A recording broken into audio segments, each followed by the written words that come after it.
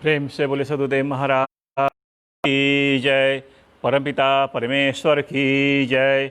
परम पूज्य परम प्रभु आनंद कंद कल के अवतारी तत्व ज्ञानदाता सत्य प्रेम व्रतधारी प्रभु सदानंद भगवान की जय।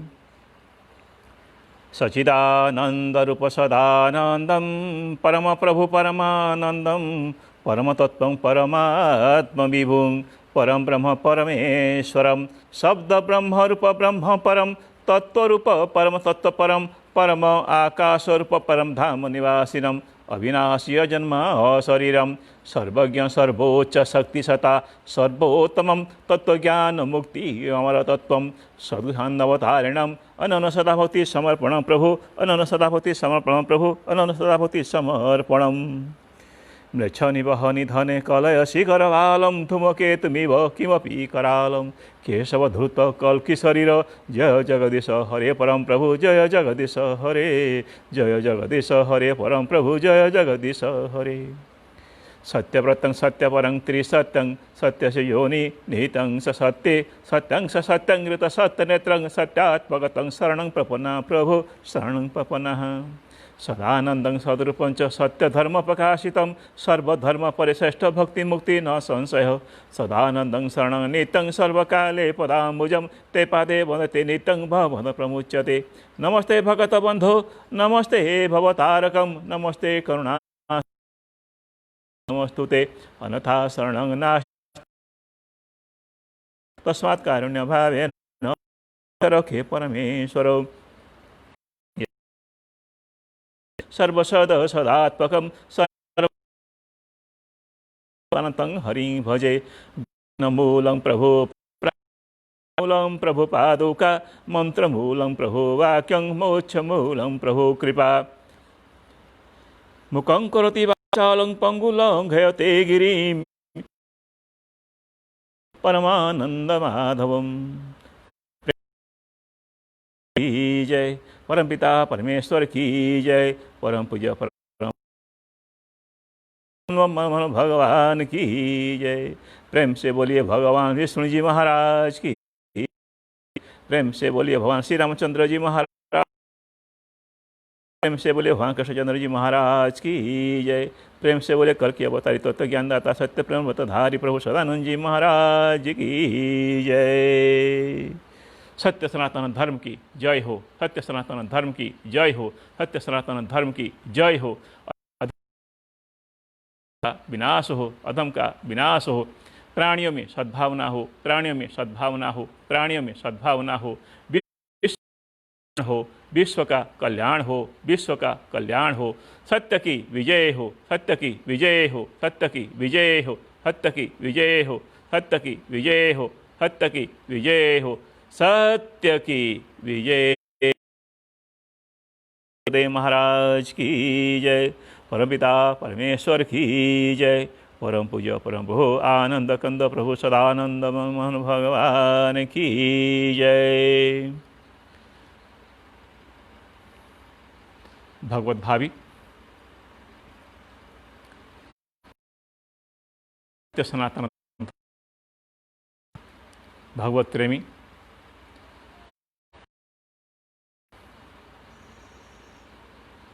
अल्यल भाइयों भौणी माने मोर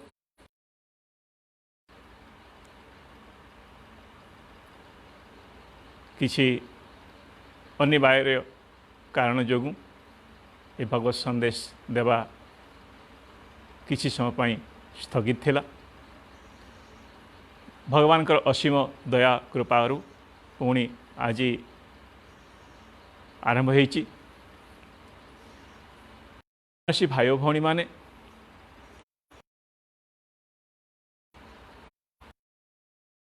भगवान कर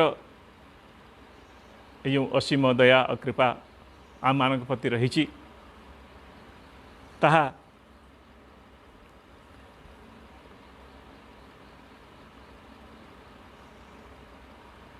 वर्षा हला भली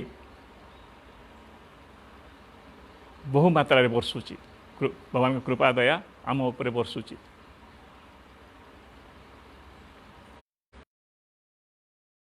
कृपार वर्षा दयार वर्षा भगवान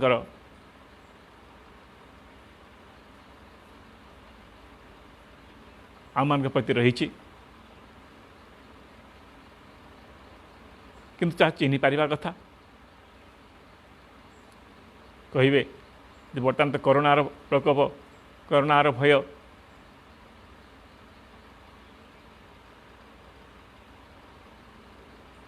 मृत्युर भय लगी रही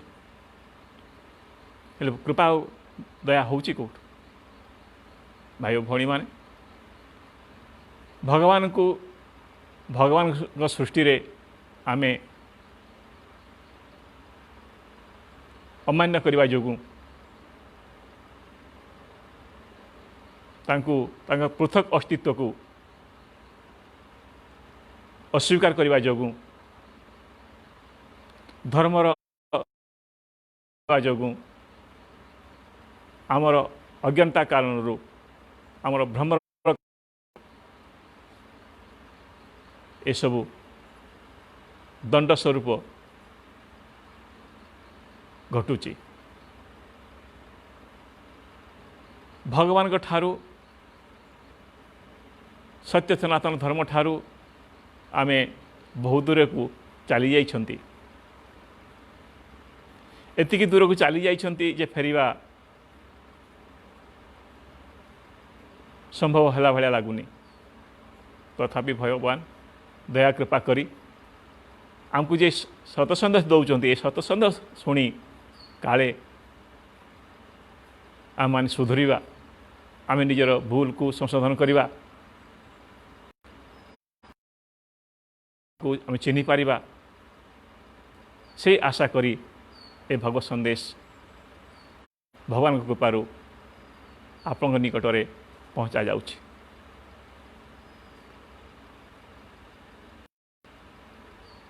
प्रति जुगरे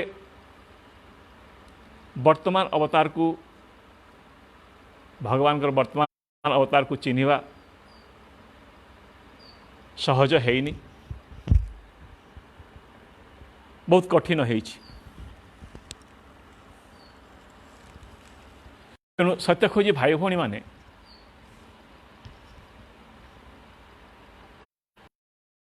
आमे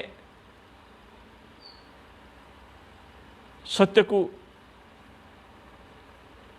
खोजा उचित मनुष्यर जीवन केवल सत्य को खोजापी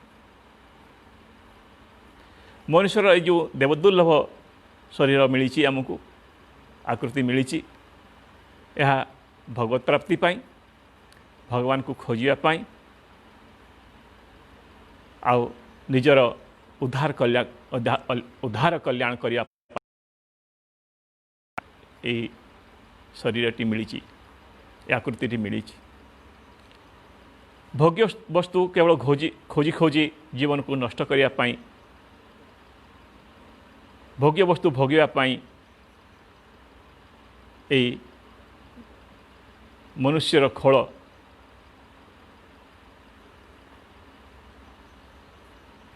को आमे पिंधि जीव पिंधि व्यर्थरे बेकार समयटा को समय कटि चली जीवन निर्वाह करुच्ची केवल भोग्य वस्तु खोजबारे आ भोगबारे ए शरीरटी ए आकृतिटी आम पाई केते दुर्लभ ताहा आमे बुझी पारुना मोहनिद्रा आमको घारी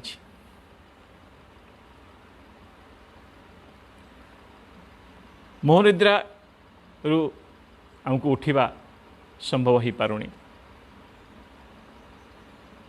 सत्य खोजी भाई भौणी माने आमे जानिबा कथा जे ए संसारटा वास्तव रे कौन ए संसारटा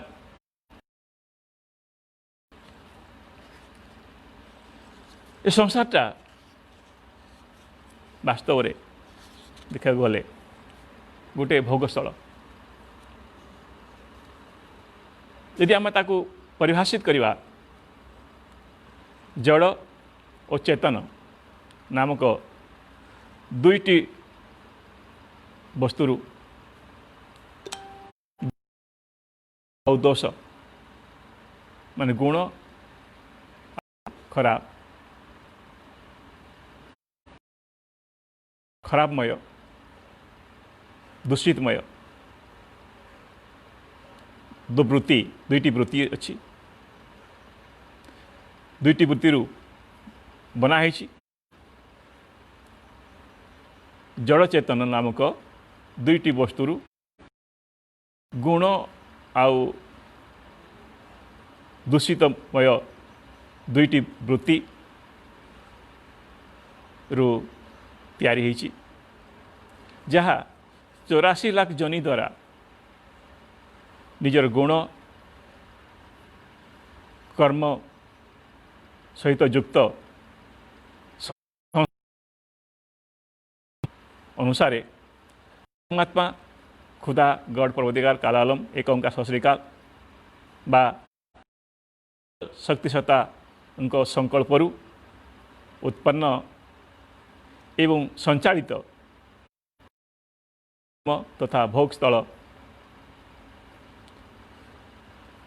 यही संसार भोगस्थल ही ये संसार।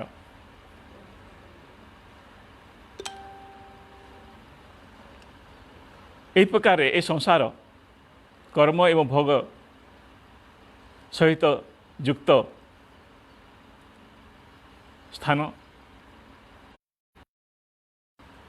जेउठी जीव निज संस्कार रो आधार उपरे परमात्मा खुदागढ़ बा सर्वोच्च शक्ति सत्ता उनको निर्देशन रे नाना प्रकार जोनि अर्थात 84 लाख जोनि गुड़िक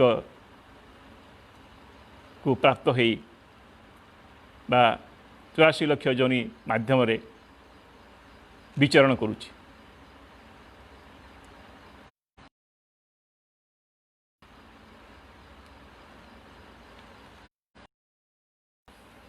अलिक अस्थायी नाशवान ये नाशवान शरीर आमर परिवार परिवार शरीर ही आसी ब्रह्मांड संसार संसार परिवार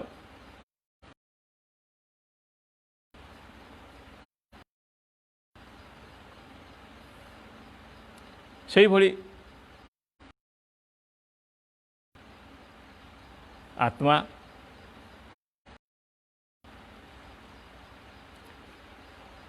परमात्मा को ठारू ही आसी परमात्मा को ठारू शिवशक्ति माध्यम रे जीव ये मनुष्य शरीर रे मूलाधार चक्र रे अवस्थान करुच्ची। तेणु सत्य खोजी भाई भणी माने आम जड़ जड़ कहूँ जड़टा कौन जड़ माने मैटर इंग्लिश कहवा मैटर अर्थात पदार्थ ही था पदार्थ जहाँ चेतनाहीन ही था क्रमिक रूप से उत्पन्न है 5 प्रकार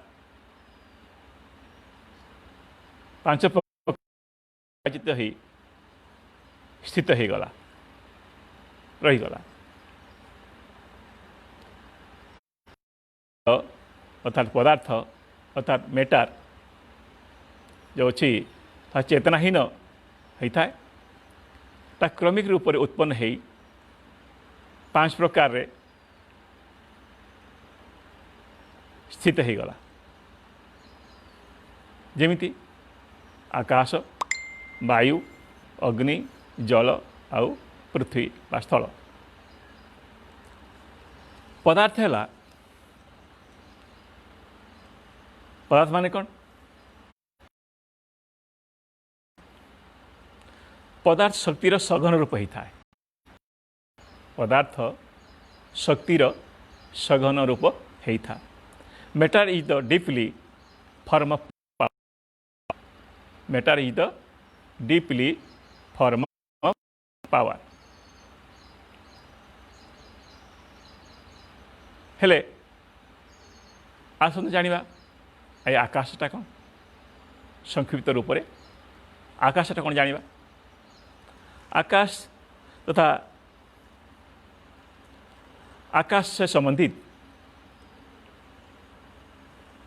वस्तु गुड़िक जो अच्छी तार जानकारी आम नापाई हेले एकमात्र विषय शब्द ही होता है। शब्द ही होता है। आकाश तात्पर्य से वस्तु विशेष सहित रही जहाँ केवल शब्द सहित युक्त होती सहित अन्यर बिना सहारा अन्य बिना आश्रय बिना आश्रय सीधा शक्ति बा चेतन शक्ति उत्पन्न होती चेतन शक्ति उत्पन्न होती। यार गुण जदि आम देखा आकाशर गुण राग द्वेष लज्जा भय और मोह ये पांच गुण है आकाशर। राग माने क्रोधित नुहे राग माने अनुराग भल पाइबा।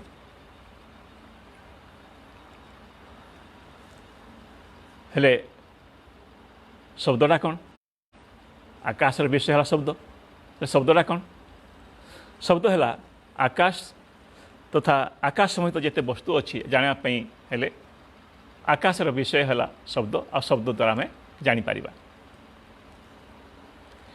यहपर शब्द आकाश तत्वर एकमात्र विषय अर्थात आकाश तथा आकाश से युक्त वस्तु गुड़िक शब्द व्यतीत अन्य कौन विषय रु जना पड़ब ना जापर ना कहीं संसार समस्त वस्तु गुड़िक आकाश सहित सम्मिलित होता है। संसार एमती कौन वस्तु ना जहाँ आकाश तत्व सहित आकाश तत्व रहित हो माने आकाश तत्व नथिबो एमती कौन वस्तु ना जो थे आकाश तत्व ना।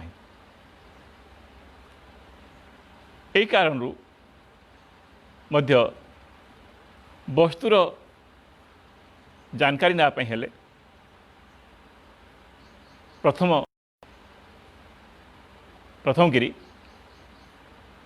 प्रथम श्रेणी रे शब्द ही होता है जहाँ से वस्तुर नाम ही होता है से वस्तुर नाम ही होता है। तेणु से वस्तु कौन सी वस्तु व्यक्ति शक्तिसत्ता जानकारी यदि आम नवा जानकारी पाई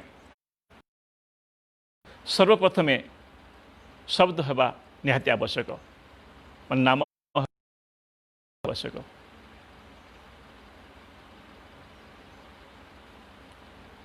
कहीं शब्द ही नाम ही था। तेणु जड़ जगतर सबु वस्तु गुड़िक बा सब पदार्थ पांच भाग रे ही विभाजित होती।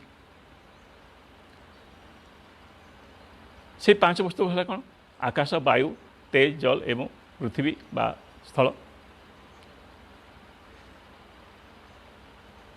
एमती कौन सी वस्तु ना संसार रे ये पांच पदार्थ तत्व बाहर बाहर अच्छी। यही विभाग गुड़िक निज निज विषय ज्ञानेन्द्रिय आउ निज निज कर्मेन्द्रिय सहित जड़ित रही जहाँ आम वर्तमान संक्षिप्त भाव जानिबा संक्षिप्त भाव जानिबा। कान मनुष्य शरीर कान कान आकाश तथा आकाश सहित संबंधित वस्तु गुड़ जानापी केवल शब्द द्वारा ही जना पड़ी था। शरीर रे शब्द को धरिया माने जानापी हेले जो अंग परमात्मा परमेश्वर भगवान को निर्देशन रे प्रकृति द्वारा निर्मित होती ताहा है कान माने इयर EAR इयर अर्थात शब्द को धरिया वाला अंग है कान। तथा ता द्वारा शब्द को धरिबा ता से वस्तु व्यक्ति आउ शक्तिशक्ता को चिन्हिया वाला क्रिया को संक्षिप्ततः जानिया बोली कहा जाए। जानना मान जानिबा।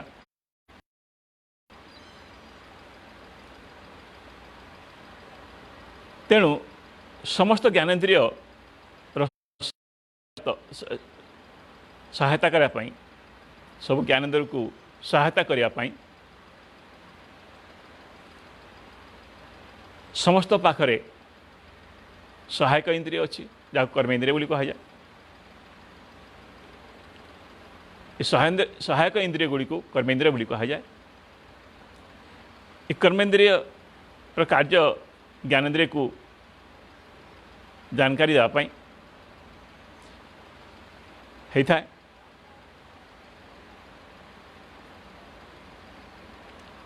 कर्मेन्द्रिय गुड़िक कार्य ज्ञानेन्द्रिय ही करथांती अर्थात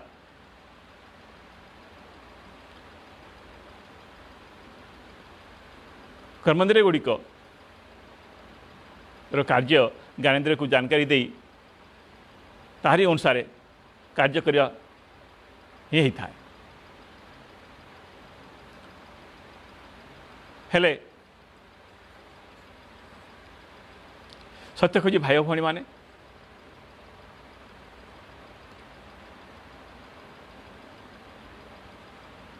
ये शब्द ही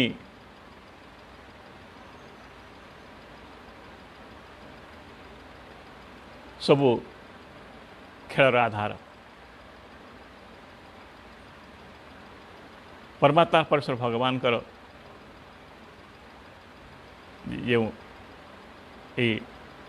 खेल चली से खेल रे शब्द ही मुख्य आधार होता है।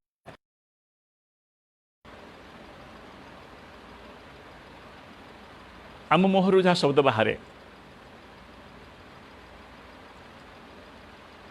बाक जहाँ कर्मेन्द्रिय ज्ञानेन्द्रिय को जन था। बाक एक कर्मेन्द्रिय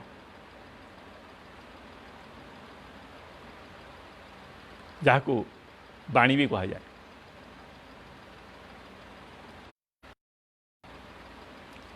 यार एकमात्र कार्य किसी ना किसी कहवा ही होता है। बाक माने जीव किसी काम यार कहवा ही होता है। किसी कौन सी प्रकार वस्तु व्यक्ति शक्तिशक्ता तथा स्थान जानकारी तथा चिन्हा करने हेले कर्मेन्द्रिय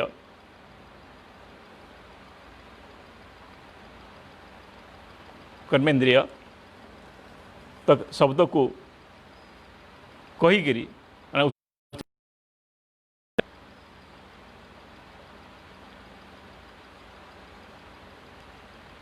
पहुँचबार कार्य होता है।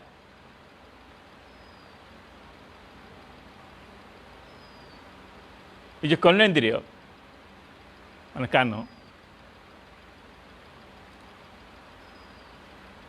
बाक जहाँ कहे से शब्द गुड़ी को शुणिकी धरे कैच करे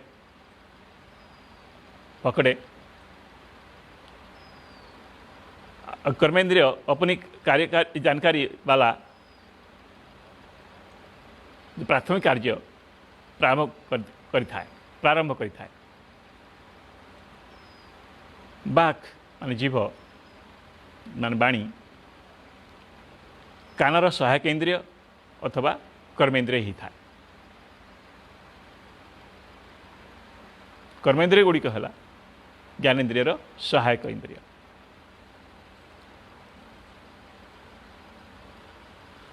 हेले भाई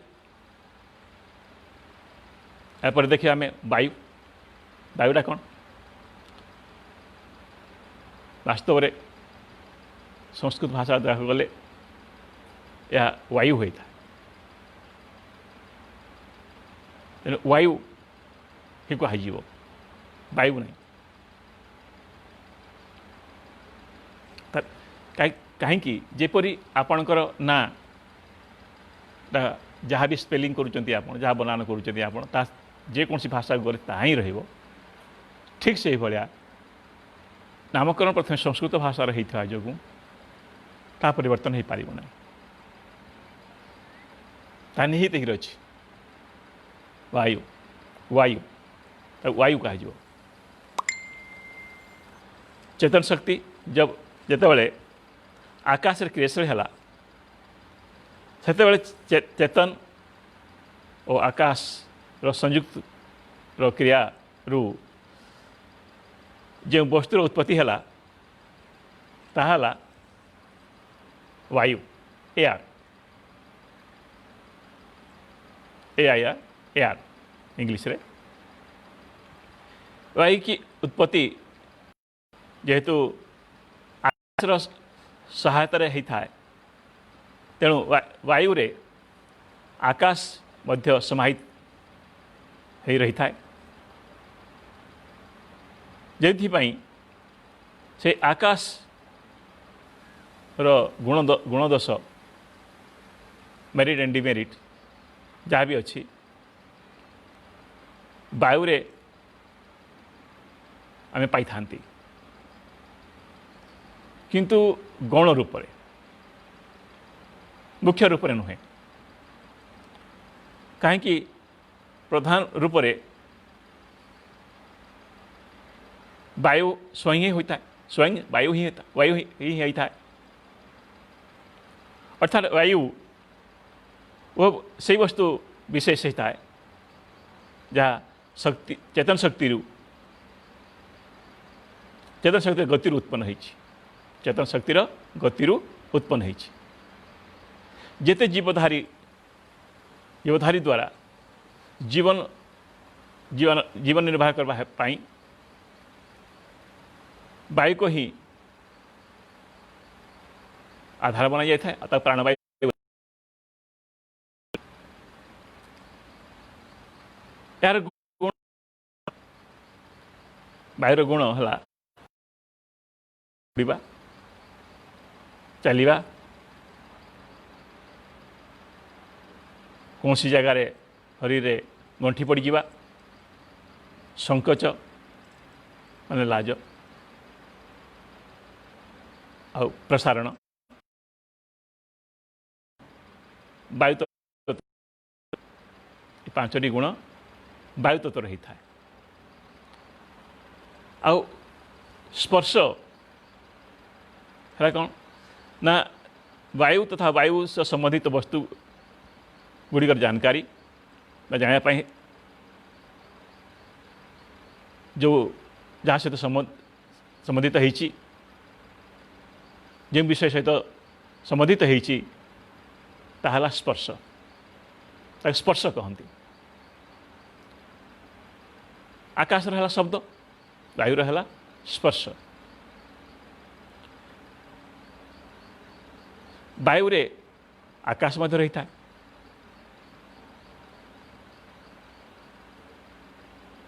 तेणु स्पर्श सहित शब्द भी निहित। तेणु वायु को आम स्पर्श तथा शब्द दुईटी माध्यम रे जानी परिबा। शब्द और स्पर्श आम जानी परिबा वायु।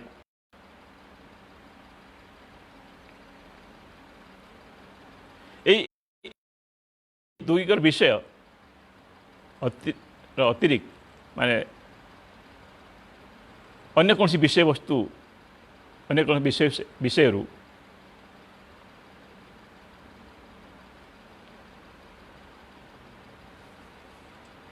आम जानी परिबा नहीं।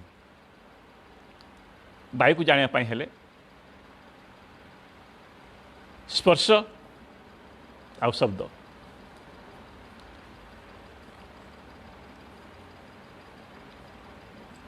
दुईटी द्वारा आम जानी परिबा। अन्य कौन सी विषय द्वारा आम जानी परिबा नहीं।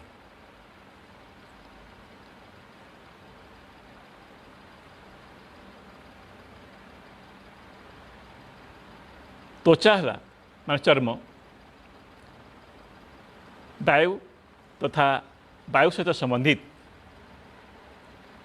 वस्तु गुड़िक जानापी चिन्हवाई चिन्ह परिचय होगापी स्पर्श शब्द माध्यम ही होता है। ताकू अनुभव करके धरवाई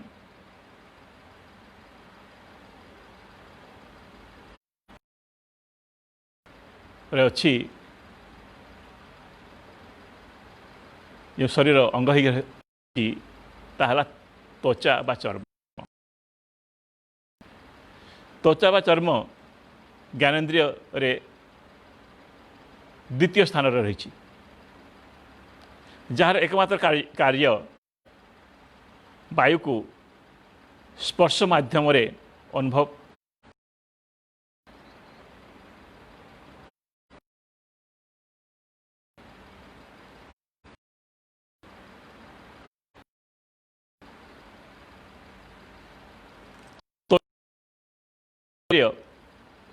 सहायक इंद्रिय है पानी बा हाथ बा हस्त। त्वचार इंगित ये सहायक रूप से ये कार्य करें कारण ये पानी बा कर्मेन्द्रिय बा हाथ बा हस्त ये गोटे कर्मेन्द्रिय होता है। यार कार्य वस्तु गुड़ी को नेबा देवा तथा त्वचा द्वारा त्वचार इंगित पहुँचे करी सहायता करे मात्र ही था।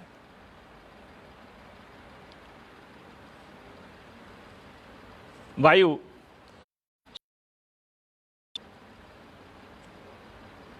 वायु एक संसार से वस्तु ही था कौन सी जीवधारी पाई आवश्यकता केवल आवश्यकता मात्र नहीं जीवधारी मान को बचाई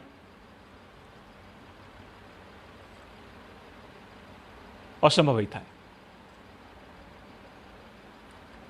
वायु बिना बंचिबा ही असंभव होता है।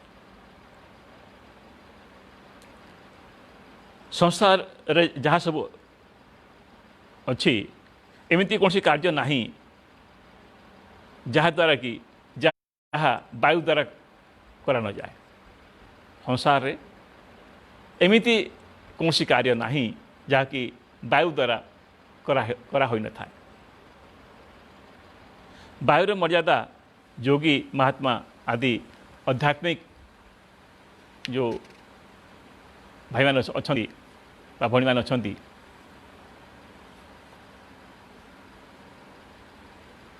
से माने यार प्रधानता को स्वीकार करती।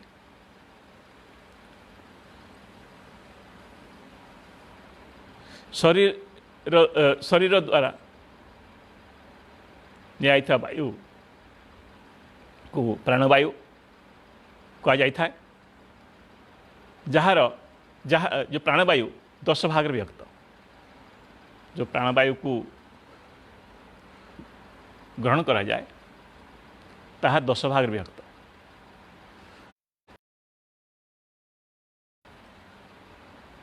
प्राण ताहला प्राण, प्राणवायु, अपान वायु, समान वायु, उदान वायु और व्यान वायु। अब 5 है उपप्रधान वायु, नाग, कूर्म, क्रूकर, देवदत्त और धनंजय।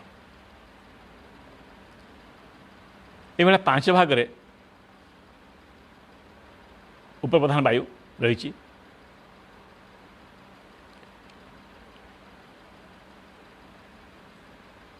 जहाँ अनुभव जना जाए। एवं आम जाना ये 5 प्रधान वायु कौन, तार कार्य कौन। जो वायु अच्छी प्रथमे प्राणवायु ही आसता है।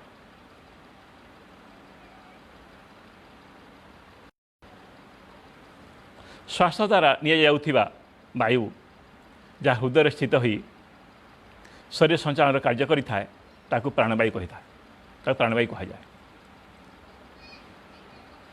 श्वास द्वारा जहाँ निया जाए कौन सी वस्तुर शरीर भितर पहुँचेबार कार्य, कौन सी वस्तु को शरीर भितर पहुँचबार कार्य प्राणवायु ही करि थाए। आउ ए वायु को वैज्ञानिक माने ऑक्सीजन O2 कही थांती। तांको अनुसार जीवधार जीवन एकमात्र आधार वायु ही होता है। बंचार एकमात्र आधार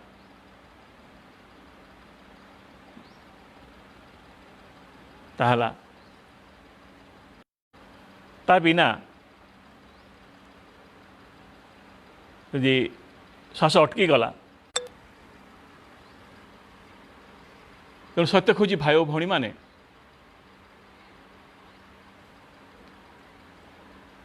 जय भूषण जी।